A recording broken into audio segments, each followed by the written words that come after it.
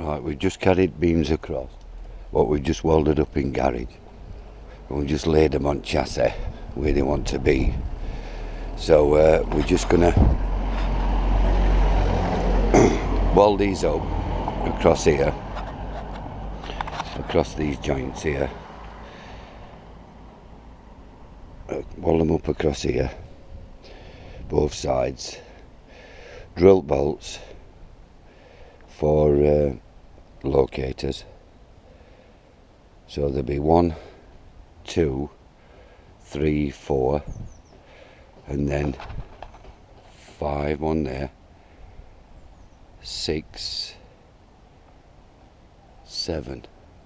So there'll be 7 across on chassis, and then the body will sit on there of the trailer. So we'll sort the wiring out after, and all the others once we get the body on. So that'll be it for now.